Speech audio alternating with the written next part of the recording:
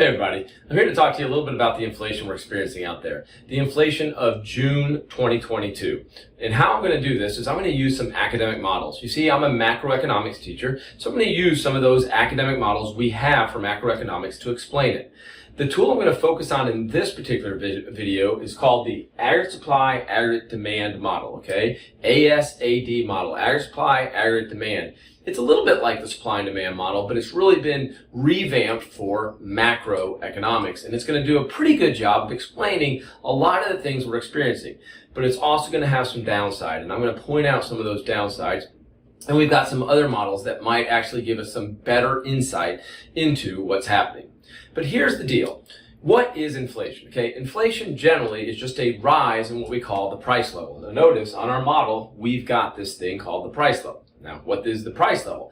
The price level is the weighted average of all prices of all final goods and services. Now, I kind of ran over that kind of quick because I don't want you to memorize that statement right there. I just want you to understand the price level is just this thing macroeconomists refer to talk about just kind of what's happening to prices in the economy generally. It's kind of like an average of all prices. Now, when the price level goes up, it doesn't mean the price of every good and service is going up. It just means on average, prices are going up, okay? So there could be a couple prices that aren't, or might even be going down at the time. But on average, prices are going up. And hey, again, that's what inflation is, okay? So that's my vertical axis right there. Real GDP is my horizontal axis. Real GDP is just think of as real output, kind of the goods and services we're producing, the true value of those goods and services. If we move right in this model, we're producing more value in real terms, okay? Now let's talk about these two curves. Aggregate supply, okay, that's just the total production or total supply in the economy. Instead of looking at the supply of just like a particular good, like you see in a supply and demand graph, aggregate supply says, hey, let's aggregate all of the supply together. And I like to call this line the total production line, everything we're producing. Aggregate demand, total demand for all final goods and services, truly all domestically produced final goods and services. And oh, by the way, back here, that total production is of domestic goods and services. And this is our total demand for domestic goods and services.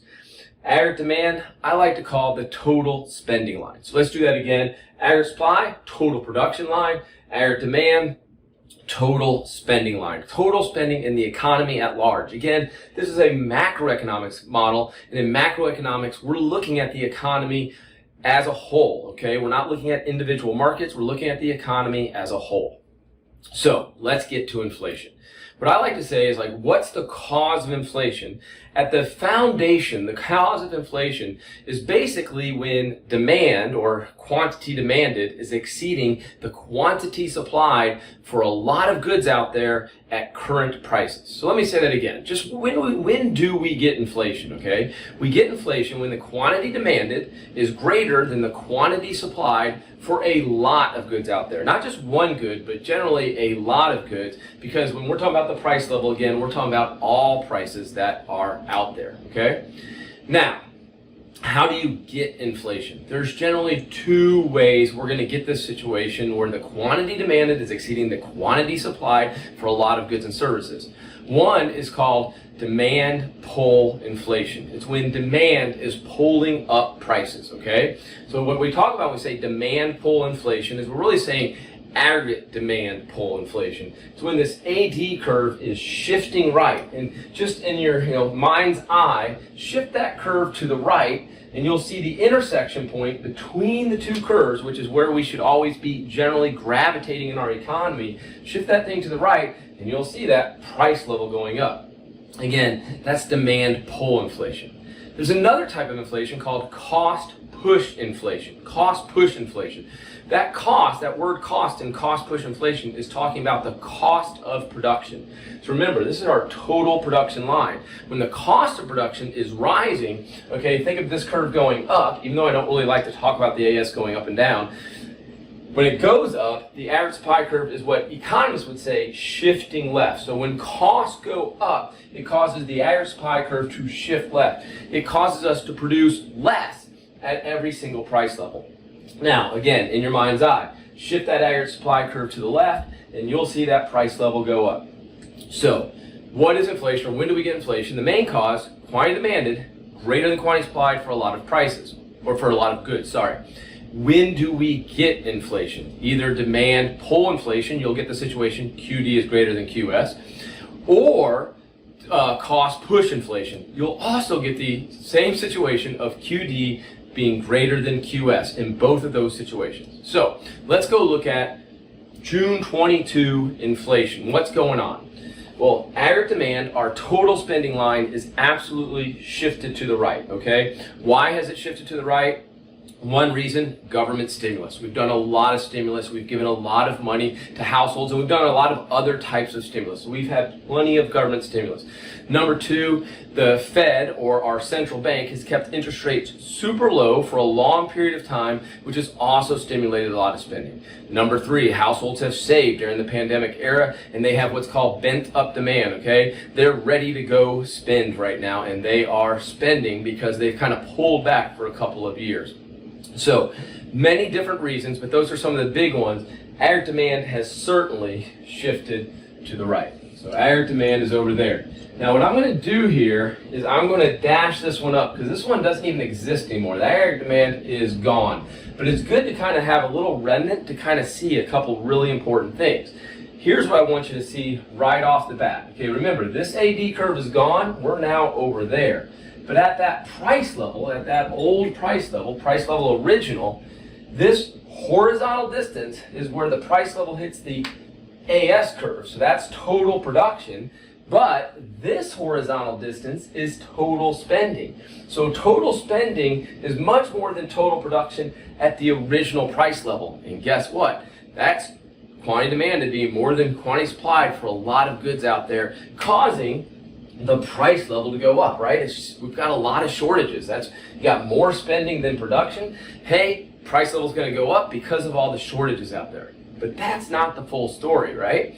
A lot of us know, in fact, I'd say almost everybody knows, we've got some supply chain issues for all kinds of reasons, whether it be the war in Ukraine, whether it be the lockdowns in China, or just a lot of shifting of workers from pre-pandemic to whatever era we're in right now, workers being shifted from industry to industry. So all of those types of supply issues, okay, are causing the aggregate supply curve to shift to the left. So aggregate supply is shifting over there.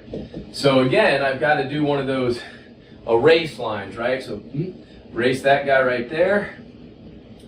So now we're at this AS curve, let's call that 1, okay, hopefully you can see that, and this AD curve. But notice that's putting even more upward pressure on the price level. Remember, when I shifted aggregate demand pull inflation, we saw that price level go up, right? We went from this equilibrium to that equilibrium, E sub 0 to E sub 1. And you can see that price level going up. But then we also have some cost push inflation happening out there. That's the AS curve shifting to the left. There we go. E sub 1, causing even more inflation. Now I want to point a couple things out that are really important, okay? Notice this red dash line, this little reference line. It's at full employment, that's the F. The Y is output, so full employment output. Now, there's not a ton of agreement on what is full employment in the United States, but I'm going to say somewhere between 4.5% and 4%, okay? Now, just to let you know, as a macroeconomics teacher, for many years, I just generally said 5%. So I've kind of lowered it down a little bit because that's where our current discussion is. But anyhow, somewhere, 4.5 to 4%. I think most economists are probably in that area for full employment. Now, we are actually at a point of 3.6% unemployment. So what that means is we're in boom times, okay? We're producing more, yep, we are, or at least trying to, even though we had 1 quarter of decreased GDP. Overall, GDP has been growing. We're producing over here. We've kind of got a booming economy right now. I know that's a little bit weird, and I'm not saying it's going to stay around forever. In fact, that recession may in fact be coming really fast.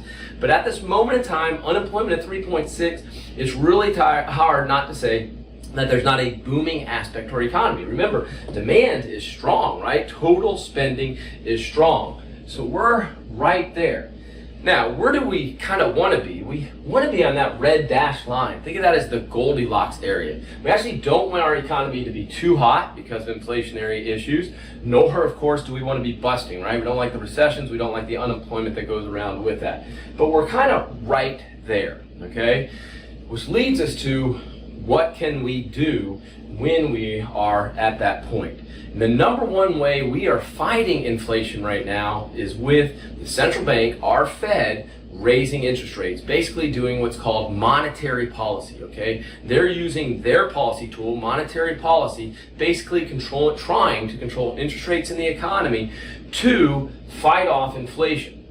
And the big thing I want you to understand is when the Fed acts, pretty much their tool chest or tool case, whatever you want to call it, that thing is focused on aggregate demand, okay? So the Fed has a really hard time focusing on AS much. Their toolkit focuses on spending, okay? Because again, what they basically are trying to control is short-term interest rates, and through the short-term interest rates, also long-term interest rates. They're just generally trying to control interest rates in the economy. And so what they're trying to do right now is raise those interest rates. And when they raise those interest rates, they're trying to curb household spending or individual spending and business spending to bring that AD back to the left. Now, I want you to understand that's generally going to mean some people are going to lose their work. Lose their jobs, right? We're not going to stay right there.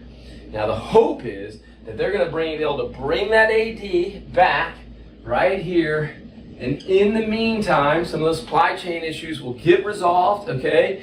And we're going to have what's called a soft landing is their hope again. So AD2. They're trying to bring us right to there. Now, I know that is a nasty looking graph.